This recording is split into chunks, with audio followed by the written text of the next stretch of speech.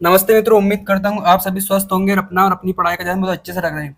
तो चलिए आज देख लेते हैं हमने कल की क्लास में क्या पढ़ा था। उसको देखकर हम और आज की क्लास स्टार्ट करते हैं। उम्मीद करता हूँ कि आप सबको समझ में आ रहा होगा। कल हमने पढ़ा था चट्टाने। चट्टाने का जो अध्ययन होता है हम उसको क्या बोलते हैं? पेट्रोलॉजी। चट्टानों का अध्ययन किया था हमने। इसमें हमने विभिन्न प्रकार की चट्टानों को विभिन्न विभाजन किया था।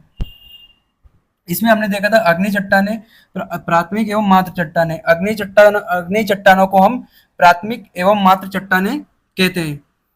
एंडेसाइट लावा। अब इनका वर्गीकरण हम अग्नि चट्टान का वर्गीकरण हम किसके आधार पे करते हैं? लावा के आधार पे करते हैं। तो हम इसमें मुख्यतः क्या देखते हैं कि एक तो एंडेसाइट लावा हो गया और दूसरा बेसाल्टिक लावा। इसके आधार पर हमने चट्टानों का वर्गीकरण किया था। अग्नि चट्टानों की अवस्थिति के आधार पर भी हमने इनको वर्गीकरण करके देखा था। इन चट्टानों का निर्माण लावा के क्रस्ट के आंतरिक भाग में शीतलन के कारण होता है। इनमें मंद शीतलन के कारण बड़े बड़े क्रिस्टल का निर्माण होता है, जैसे ग्रेनाइट, डायोराइट। अब मैंने आपको बताया था कि इसमें क्या होता है कि मान लीजिए कि ये पृथ्वी है। पृथ्वी के अंदर से मान लो लावा बाहर निकलता है और ये बाहर ना निकलकर यहीं पर जमने लगता है। जमने के कारण इसमें क्या होता है? शीतलन होता है। शीतलन के कारण इसमें मंद शीतलन क्यों होता है? क्योंकि ये पृथ्वी का जो यहाँ पे जो लावा है उसके संपर्क में ये बना रहता है। उसके कारण यहाँ पे इसमें मंद शीतलन होता है, जिसके कारण इसमें जो क्रिस्टल है उनका निर्माण बड़ा होता है। मतलब कि वो क्रिस्टल जो होते हैं वो बड़े बड़े हमको दिखाई देते हैं। फिर हमने पढ़ा थे विभेदी विभेदीकृत चट्टाने। फिर इनका रासायनिक गुण देखा था हमने, अम्लीय चट्टाने एवं क्षारीय चट्टाने। हमने इनके रासायनिक गुणों के आधार पर इनको दो आधारों में बांटा था, अम्लीय चट्टाने और क्षारीय चट्टाने। फिर हमने अग्नि चट्टानों को आर्थिक महत्व के बारे में चर्चा की थी, जिसके बाद में हमने अब देखा था, पहले हमने क्या देखा? अग्नि चट्टाने। अग्नि चट्टानों के बाद में सेकंड क्या है? औषधि चट्टाने। ठीक है। फिर हमने देखा था भौतिक चट्टाने। औषधि चट्टानों के अंतर्गत हमने पढ़ा था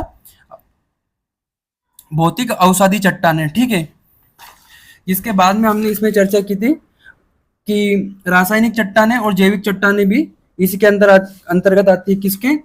औषधि चट्टानों के अंतर्गत। जिसके बाद हमने देखा था रूपांतरित चट्टाने। यहाँ चट्टाने अग्नि एवं औषधि एवं रूपांतरित चट्टानों में पुनः क्रिस्टलीकरण एवं रासायनिक परिवर्तन के कारण होता है। इसमें हम क्या देखते हैं? मुख्यतः कोई चट्टान होती है, उसमें जो उसका क्रिस्टलीकरण के कारण या फिर रासायनिक परिवर्तन के कारण हम इसमें क्या देखते हैं? रूपांतरण चट्टानों में होता है। उसको हम क्या बोलते हैं? रूपांतरित चट्टाने बोलते हैं। इनका रूपांतरण एक तो यांत्रिक रूपांतरण होता है। ये चट्टाने अत्यधिक दाब के कारण अभिसरण क्षेत्र में अथवा क्रस्ट के निचले भाग में निर्मित होती है। मैंने आपको समझाया था कि ये चट्टाने जो होती है दाब के कारण इनमें क्या होता है? दर परत दर चट्टानों का विकास होता जाता है। क्यों? क्योंकि बहुत ज्यादा संकुचित होती है और फिर इनका निर्माण होने लगता है। इसको क्या बोलते हैं हम? यांत्रिक रूपांतरण। तापीय रूपांतरण, ये चट्टाने लावा के प्रभाव में रूपांतरित होती है। हमने इसमें मुख्यतः देखा था कि ये चट्टाने लावा के प्रभाव में रूपांतरित होती है। जैसे बालुआ पत्थर, जो बालुआ पत्थर होता है वो काय में बदल जाता है? क्वार्ट्ज में। चूना पत्थर संगमरमर में बदल जाता है। क्ले स्टोन सेल चट्टानों में, और जबकि कोयला हीरे में बदल जाता है। हम क्या देखते हैं कि इनका रूपांतरण चट्टानों का होता है। ये किसके आधार पर होता है? लावा के प्रभाव में इनका रूपांतरण होता है।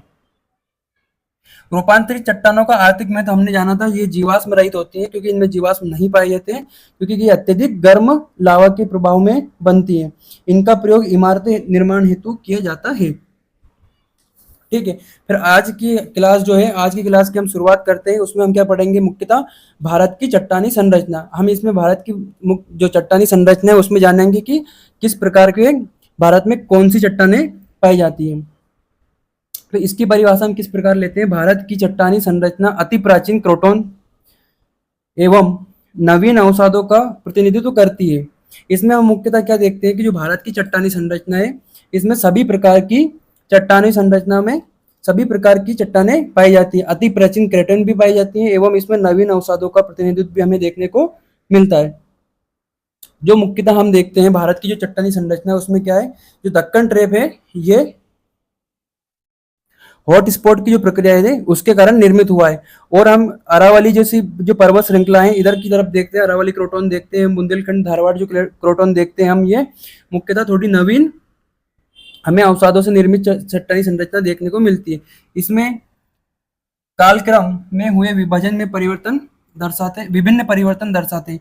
जो ये चट्टानें होती हैं ये हमको क्या बताती हैं कि एक काल से दूसरे काल में जो परिवर्तन हुए हैं कि कौन सी चट्टानें किस काल में निर्मित हुई है, उसका हमें इसमें परिवर्तन देखने को मिलता है कि किसी चट्टान का निर्माण किस काल में हुआ है। उससे हमें ये भी पता चलता है कि उस काल में किस प्रकार की विविधता या जैव विविधता पाई जाती थी।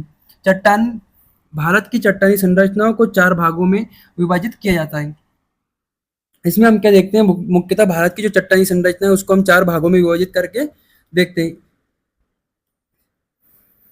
चट्टानों का इस प्रकार विभाजन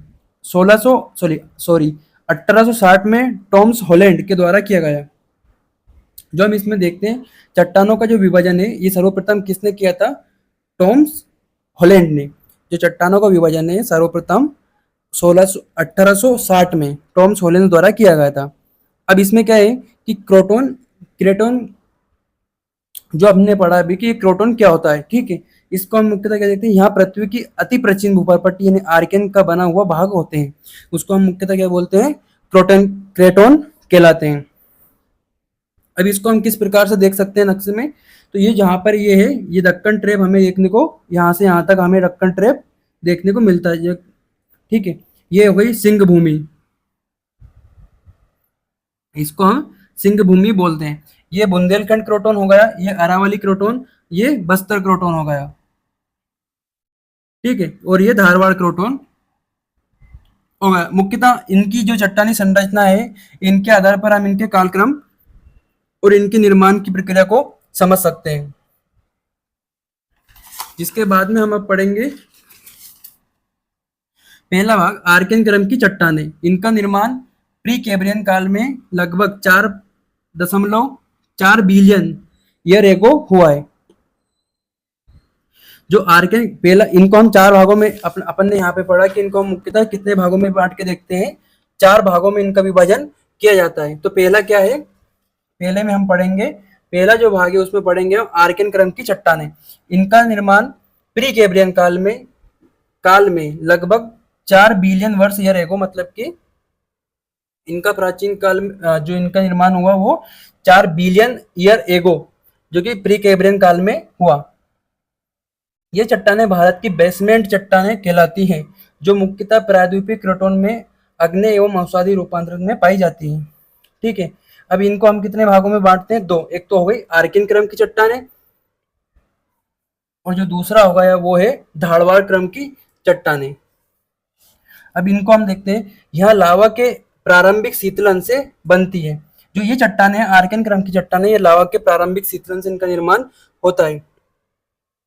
जिसमें हम क्या देखते हैं, मुख्यतः मान लो कोई 2 चट्टानें आपस में टकराने के कारण किसी एक चट्टान के नीचे निमज्जित हो जाती है, तो फिर यहाँ से जो लावा बनता है उसमें फिर यहाँ पे चट्टाने का निर्माण होता है। वो कौन सी होती है, इनका निर्माण प्रारंभिक शीतलन से होता है। इन कौन सी, आर्कियन क्रम की चट्टानों का। इनमें मुख्यतः ग्रेनाइट एवं नीस के जीवाश्म रहित चट्टानें प्राप्त होती है। ये जो चट्टानें होती है लावा से निर्मित होने के कारण इनमें क्या नहीं होता है, इनमें जीवाश्म की मात्रा नहीं पाई जाती, मतलब जीवाश्म रहित होती है। जो मुख्यतः क्रिस्टलीय संरचना है भारत भूमि के आधार तल में पाई जाती है। इन चट्टानों को हम क्या है, मुख्यतः इस प्रकार से हम इनको देख सकते हैं, जो कि है अभी मान लीजिए अपन जो दक्कन ट्रेप है और धारवाड़ हो गई, सिंह भूमि प्लेट हो गई, इनको हम देखते हैं। मुख्यतः इनके नीचे जो चट्टानी संरचना पाई जाती है वो किस प्रकार की चट्टानी संरचना पाई जाती है, आर्कियन क्रम की चट्टानी संरचना। जो अगर इनको हम उन चट्टानों को खोद के या फिर उनको दूर हटा के अगर देखते हैं तो हम इनमें क्या पाते हैं कि चट्टानी है, जो कौन सी चट्टानें हैं, ये आर्कियन क्रम की चट्टानें हमें पाई जाती है। इनका विस्तार, अभी जो चट्टानें आर्कियन क्रम की, इनका विस्तार हमें मुख्यतः कहाँ पर देखने को मिलता है, प्रायद्वीपीय भारत, उड़ीसा, मध्य प्रदेश, बुंदेलखंड, अरावली क्षेत्र, छत्तीसगढ़, मेघालय, झारखंड, इन क्षेत्रों में हमें आर्कियन क्रम की चट्टानें देखने को मिलती है। मान ले कि ये हमने ये नक्शा बनाया, ठीक है। तो इसमें हम क्या पाते हैं कि ये उड़ीसा, मध्य प्रदेश, बुंदेलखंड, छत्तीसगढ़, मेघालय इस वाले रीजन में भी हमें ये चट्टानें देखने को मिलती है, और झारखंड में भी हमें ये चट्टानें देखने को मिलती है। अरावली क्षेत्र में भी ये चट्टानें हमको देखने को मिलती है, जो कि आर्कियन क्रम की चट्टानें पाई जाती हैं इन क्षेत्रों में। जिसके बाद में हम जो देखते हैं वो है धारवाड़ चट्टानें। इनका निर्माण लगभग 4 से 1 बिलियन वर्ष ईयर एगो इनका निर्माण हमें देखने को मिलता है। ये चट्टानें आर्कियन चट्टानों का रूपांतरण एवं औषधों से बनी चट्टानें हैं। इसका मतलब ये है कि जैसे कि मान लीजिए धरातल पर कोई चट्टान है, अब उसका दाब और वायु और सौरतप के कारण मान लीजिए उसका रूपांतरण हो गया, या फिर वो चट्टानें टूटकर बिखर गई। बिखरने के कारण जो चट्टानें बनी है, रूपांतरण और अवसाद जमाव के कारण जो चट्टानें बनी होती हैं, उन चट्टानों को हम क्या बोलते हैं? धारवाड़ चट्टानें। और धारवाड़ चट्टानों का निर्माण किन चट्टानों से हुआ? आर्कियन चट्टानों के रूपांतरण एवं अवसादों से बनी चट्टानें क्या कहलाती हैं? धारवाड़ चट्टानें कहलाती हैं। इसमें धात्विक खनिजों की प्रधानता होती है। अब इसमें हम मुख्यतः क्या देखते हैं कि इन चट्टानों में धात्विक खनिज की प्रधानता होती है। इनमें कौन कौन से धात्विक खनिज पाए जाते हैं? जैसे लोहा, तांबा, सोना, मैग्नीशियम, लीड, ऐसे जो धात्विक खनिज होते हैं हमें इनमें देखने को प्राप्त या देख सकते हैं, ये प्राप्त होते हैं हमें। जबकि जीवाश्मी खनिज अनुपस्थित होते हैं। अब इसमें हम मुख्यतः क्या देखते हैं कि जीवाश्मी जो खनिज होते हैं, कोयला, तेल, है ना, जो पेट्रोलियम, जो ये खनिज होते हैं, इनमें इन चट्टानों में अनुपस्थित होते हैं या नहीं पाए जाते हैं। आर्थिक रूप से सर्वाधिक लाभ प्रदत्त चट्टानें हैं। जो ये चट्टानें हैं, धारवाड़ क्रम की चट्टानें, ये आर्थिक रूप से अधिक महत्वपूर्ण चट्टानें हैं, क्योंकि इनमें जो धात्विक खनिज पाए जाते हैं, जैसे लोहा हो गया, जैसे लोहा, मैग्नेटाइट, तांबा, सोना, मैग्नीज, लीड यानी कि सीसा आदि प्राप्त होते हैं। इस कारण से इनका आर्थिक महत्व भी बढ़ जाता है। ये चट्टानें सर्वप्रथम कर्नाटक के धारवाड़ बेल्लेरी मैसूर क्षेत्र से प्राप्त हुई। ठीक है, इन चट्टानों का जो नाम पड़ा है कि धारवाड़ चट्टानें, ये चट्टानें हमें कहाँ से प्राप्त होती हैं? कर्नाटक के धारवाड़ जिले के बल्लेरी से प्राप्त हमें होती है। इसलिए इन चट्टानों का नाम भी क्या पड़ गया? धारवाड़ चट्टानें। इनकी कुछ मात्रा उड़ीसा, झारखंड, मध्य प्रदेश एवं छत्तीसगढ़ में एवं अरावली क्षेत्र में भी पाई जाती है। जो ये चट्टानें होती है, इनको हम कहाँ कहाँ भी देख सकते हैं। इनकी कुछ मात्रा उड़ीसा में भी पाई जाती है, छत्तीसगढ़, मध्य प्रदेश में भी इनकी मात्रा पाई जाती है।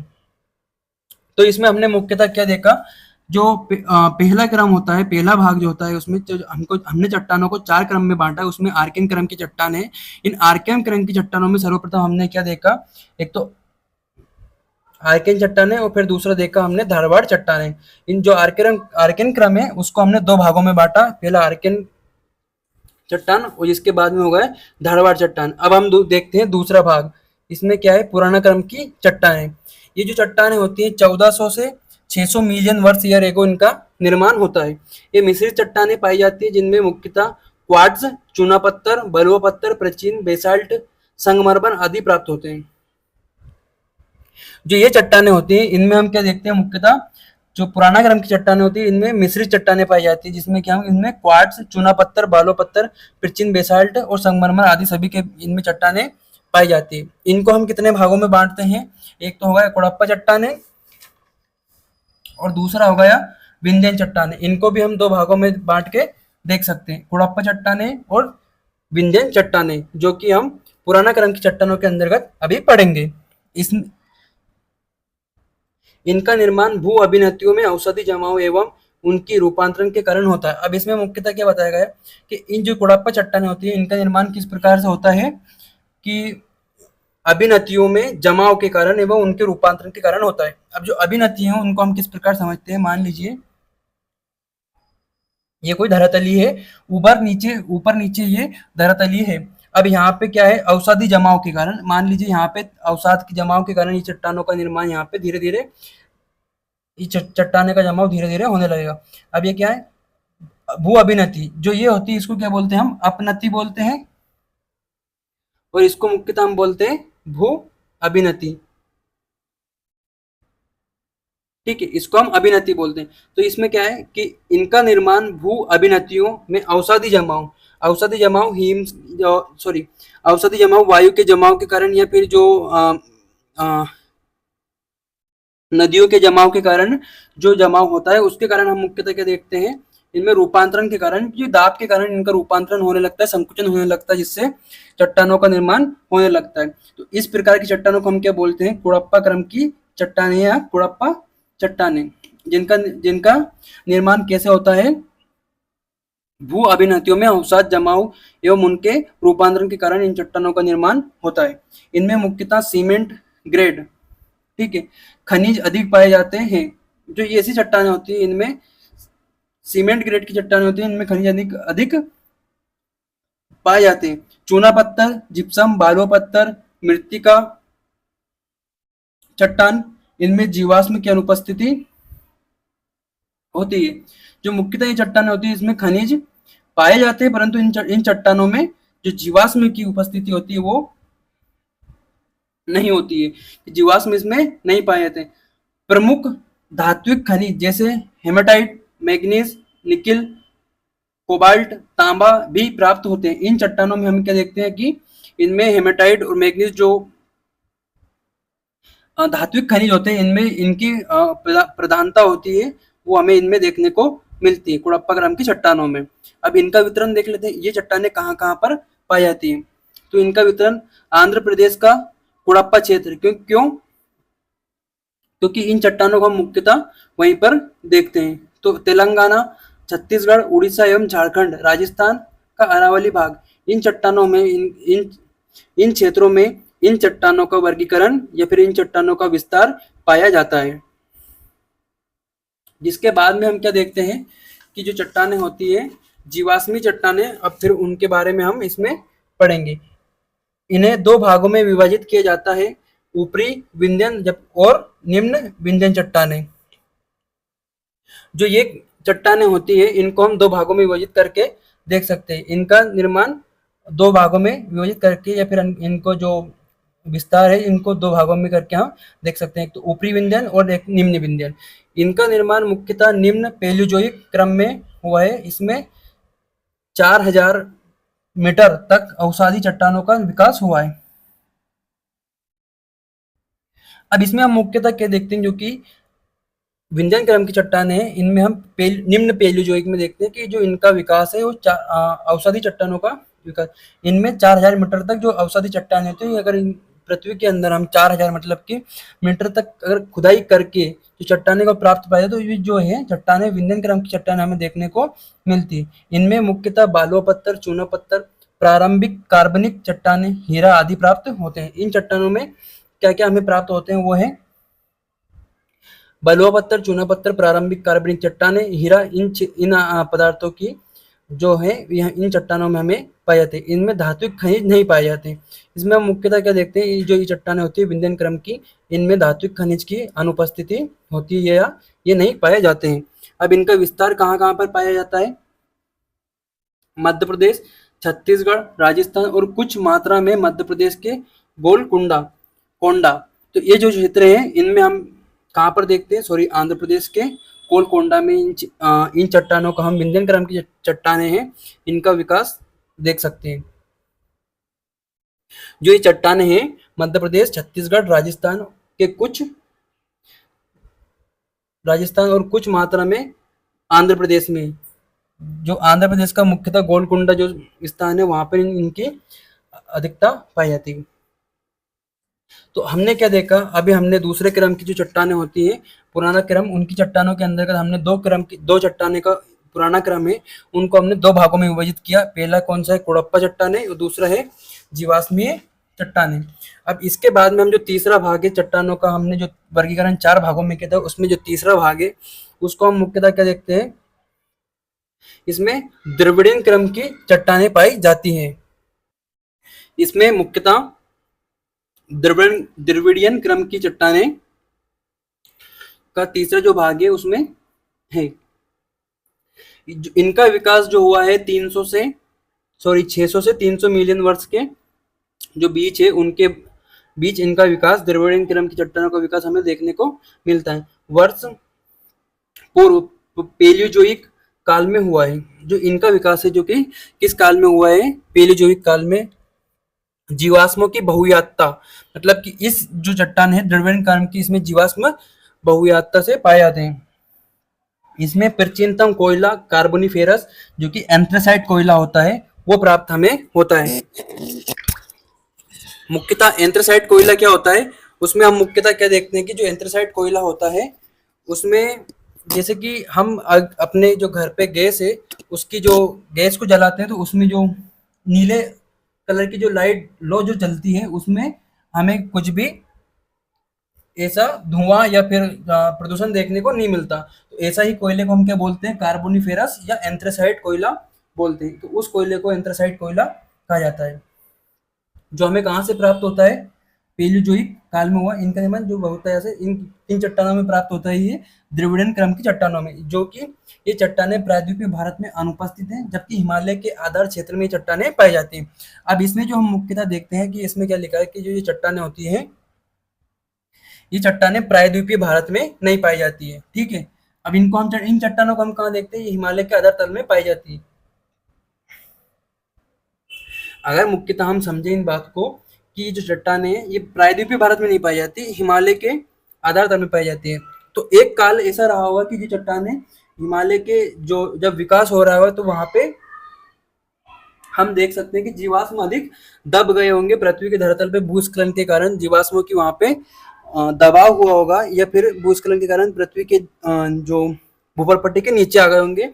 तो वहां पे हम क्या देखते हैं कि चट्टानों का विकास हुआ है। तो जो ये प्रायद्वीपीय क्षेत्र है इनमें ये चट्टानें देखने को नहीं मिलती हैं। एक समय बाद जब हिमालय वहां पर जब हिमालय का जो विघटन होने लगेगा, जब हिमालय धीरे धीरे समाप्त होने लगेगा वहां से, और जिसके बाद में जब वहां पे हम खुदाई करेंगे या फिर जब हम वहां पे देखेंगे तो वहां पे हमें किस किस प्रकार का कोयला प्राप्त होगा, वो होगा जो कार्बोनिफेरस एंथ्रेसाइट कोयला वहां पे हमें मुख्यतः पाया जाएगा या वहां पे प्राप्त होगा।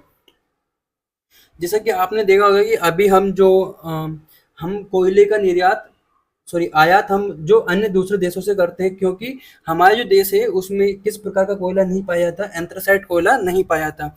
उसकी मात्रा को संतुलित करने के लिए या फिर हम अपना जो कार्य है उसको निकालने के लिए करने के लिए कोयले का आयात दूसरे देशों से करते हैं। जो एंथ्रेसाइट कोयला होता है इस प्रकार के कोयले के लिए हम दूसरे देशों के ऊपर निर्भर होते हैं।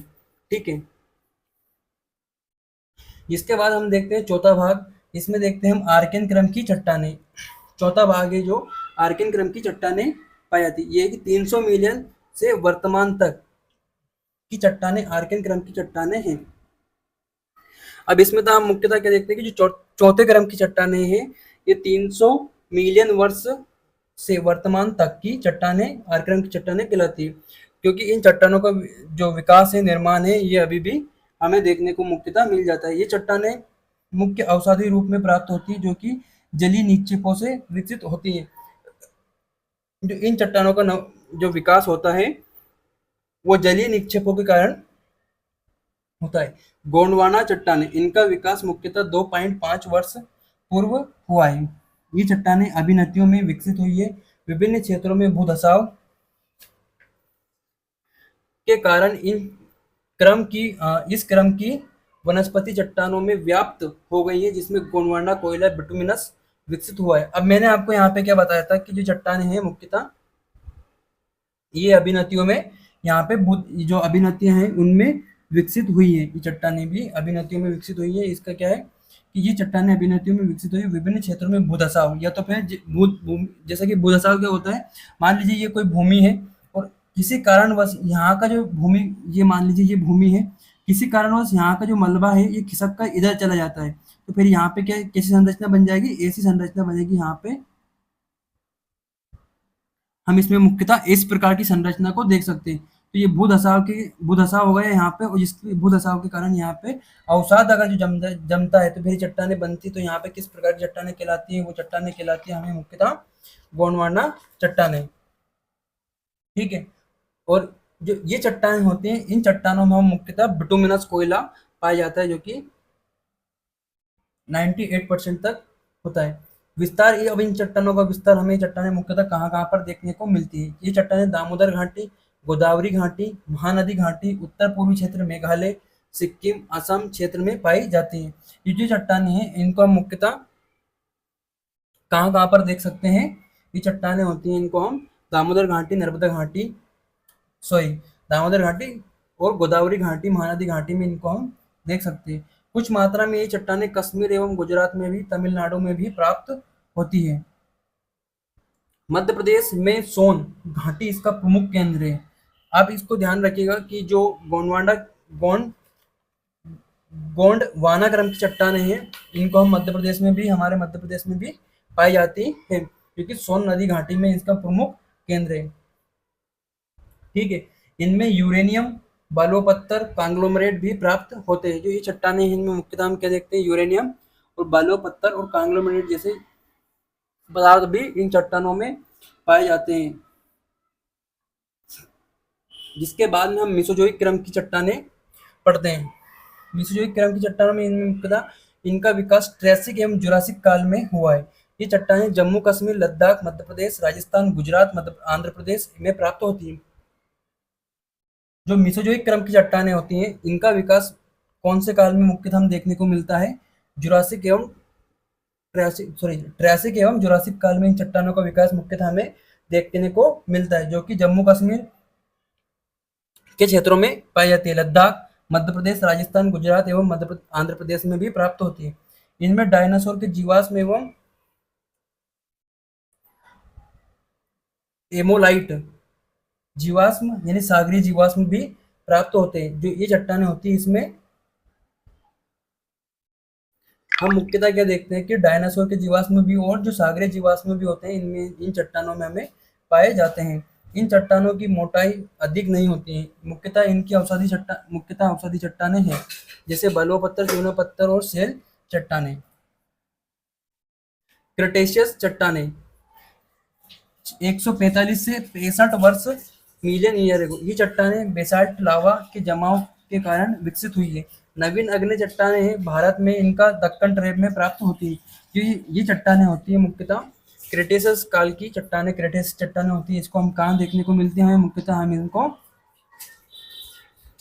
जो भारत का ये दक्कन ट्रेप है इसमें मुख्यतः ये वाली चट्टानें हमको देखने को मिलती है। दक्कन ट्रेप में ये चट्टानें प्राप्त होती है। जिसके बाद हम क्या देखते हैं कि इनमें जीवाश्म ईंधन का अभाव होता है। मुख्यतः ये जलोढ़ एवं लोएस मैदान जमाव से निर्मित होती है। अब इसमें हम क्या देखते हैं, चट्टानें होती हैं जिनमें ईंधन का अभाव होता है एवं मुख्यतः इसमें जलोढ़ एवं लोएस मैदान में निर्मित होती है। इन चट्टानों को हम देखते हैं कि लोएस जो होती है ऐसी संरचना होती है, ये भी इनमें फिर किसके जमाव के कारण होता है, लोएस जमाव के कारण होता है। इसको हम आगे भी एक बार और देख लेंगे। अब हम जिसके बाद में हम चर्चा करने वाले हैं वो भारत की भौतिक संरचना। उत्तर भारत के पर्वत तंत्र, भारत की भौतिक संरचना किस प्रकार से बनी हुई है उसके बारे में हम इसमें चर्चा करेंगे कि कहाँ पर किस प्रकार के पर्वत, पठार, मैदान, समूह, जो द्वीप समूह होते हैं, किस प्रकार की संरचनाएं हमें भारत में देखने को मुख्यतः मिलती है, कि हम भारत की भौतिक संरचना को किन आधारों पर वर्गीकरण करते हैं। अगर मान लीजिए प्रश्न इस प्रकार के बन के आता है कि भारत की भौतिक संरचना का वर्णन करके इसका आर्थिक महत्व लिखिए, तो इसमें हम मुख्यतः देखते हैं कि जो उत्तर भारत के पर्वत तंत्र है उनके बारे में हम इसमें चर्चा करेंगे। इसके बाद में भारत के उत्तर भारत के मैदान, प्रायद्वीपीय पठार, तटीय मैदान और द्वीप समूह, इसमें मुख्यतः मैं आपको समझा सकता हूँ इस प्रकार की। ये मान लीजिए कि हमारा ये भारत है, इसमें हम मुख्यतः यहाँ पर क्या देखते हैं, जो ये है हम इसमें क्या पढ़ेंगे, यहाँ पे उत्तर भारत की यहाँ पे पढ़ेंगे पर्वत तंत्र। यहाँ पे इनका जो पर्वतों के कारण जो नदियों के डेल्टा या नदियों के जमाव, अवसाद की जमाव के कारण जो उत्तर भारत के मैदान पड़े हैं उनको पढ़ेंगे। प्रायद्वीपीय पठार पढ़ेंगे। जिसके बाद में जो भारत की तटीय संरचना है उसकी जो तटीय मैदान है इनके बारे में चर्चा करेंगे। जो द्वीप समूह है उनके बारे में एवं उनके विकास किस प्रकार से होता है, वो उनका आर्थिक महत्व हमें क्या होता है, उनके बारे में हम इसमें चर्चा करेंगे। तो भारत का भौतिक विभाजन संरचनाओं की निर्माण प्रक्रिया उनमें विभेदन के आधार पर किया जाता है। भारत का भौतिक विभाजन संरचनाओं का की निर्माण प्रक्रिया उनमें विभेद के आधार पर किया जाता है। अब इसमें हम क्या देखते हैं, मुख्यतः जो भारत का भौतिक विभाजन है, इसमें संरचना के निर्माण किस प्रकार हुआ है, उसकी प्रक्रिया के आधार पर हम इसको आधार पर इसका विभेद कर पाते हैं कि भारत का जो भौतिक विभाजन है किन किन आधारों में अलग अलग प्रक्रिया में हमें ये पाया जाता है। यहाँ प्रक्रिया संरचनाओं में भौतिक अंतर प्रदर्शित करती है। इसमें क्या लिखा है कि यहाँ प्रक्रियाएं संरचनाओं में भौतिक अंतर अंतर प्रदर्शित करती है। इनमें हम मुख्यतः क्या देखते हैं कि जो चट्टाने और जो प्रायद्वीपीय पठार पर्वत तंत्र और जो द्वीप समूह मैदान बने हुए हैं, इनमें जो भौतिक संरचना में मुख्यतः इनमें क्या अंतर पाया जाता है, कि इनमें क्या अंतर है, कि हम इनको समझ पाते हैं कि ये पर्वत है, पठार है, मैदान है, वो प्रदर्शित करती है भौतिक संरचना के अंतर्गत। उत्तर के पर्वत तंत्र, अब हम इसमें सबसे पहले क्या पढ़ेंगे, जो हमने यहाँ पे लिखा उत्तर के पर्वत तंत्र, तो अब इसको हम पढ़ेंगे यहाँ पे उत्तर के पर्वत तंत्र। सबसे पहले अब इसमें पर्वत तंत्र में देखेंगे कि इसमें पर्वतों का निर्माण लगभग समान प्रक्रिया से अलग अलग कार्यक्रम में होता है। अब इसमें हम मुख्यतः क्या देखते हैं कि जो पर्वत है उनका जो निर्माण होता है, मान लीजिए हिमालय का निर्माण हो रहा है, अलग अलग समान प्रक्रिया निर्माण अलग अलग लगभग समान प्रक्रिया से अलग अलग कार्यक्रम में हुआ। कि मान लीजिए कि जो पर्वत है हिमालय है, उसका निर्माण हम इसको मुख्यतः देख सकते हैं कि इसका निर्माण हुआ है, पर ये जो पूरा है एक ही बार में तो बन नहीं गया होगा। उसको हम क्या किस प्रकार से देखते हैं कि पर्वतों का निर्माण लगभग समान प्रक्रिया से, जो प्रक्रिया होती है उस पर्वतों को बनने की, वो प्रक्रिया कौन सी होती है, समान प्रक्रिया होती है, पर उनका जो निर्माण होता है हम उनको अलग अलग कालक्रमों में बांट के देखते हैं कि किस कालक्रम में कौन सी पर्वतमाला या कौन सी चोटी विकसित हुई है। ठीक है, जिसके बाद में हम इसमें पढ़ेंगे पर्वतों के उत्तर के पर्वत तंत्र की निर्माण प्रक्रिया या हिमालय की निर्माण प्रक्रिया। इसमें हम पढ़ेंगे समझेंगे कि जो हिमालय है उसकी निर्माण प्रक्रिया किस प्रकार हमें हिमालय का विकास देखने को मिलता है, उसमें हम पढ़ेंगे। जिसके बाद में ट्रांस हिमालय का निर्माण, किस प्रकार ट्रांस हिमालय का निर्माण हुआ है उसके बारे में हम जानेंगे। जिसके बाद में जांस्का या टेथियन सागर जो है वो जो हिमालय के निर्माण प्रक्रिया के साथ धीरे धीरे उनका समाप्त होगा, उसके बारे में हम चर्चा करेंगे। वृद्ध हिमालय का निर्माण किस प्रकार हुआ, इसके बाद में हम वृद्ध हिमालय के बारे में चर्चा करेंगे। उसके बाद हम लघु हिमालय के बारे में चर्चा करेंगे। ठीक है, इतना पढ़ने के बाद में फिर हम शिवालिक हिमालय के बारे में, कि शिवालिक हिमालय का निर्माण किस प्रकार देखने को हमें मिलता है, उसके बारे में हम चर्चा करेंगे। तो उम्मीद करता हूं कि आप सबको ये समझ में आएगा। बहुत बहुत धन्यवाद। कल की क्लास में जो अभी टॉपिक मैंने बोले हैं, कल को हम उनको कवर करेंगे। Thank you.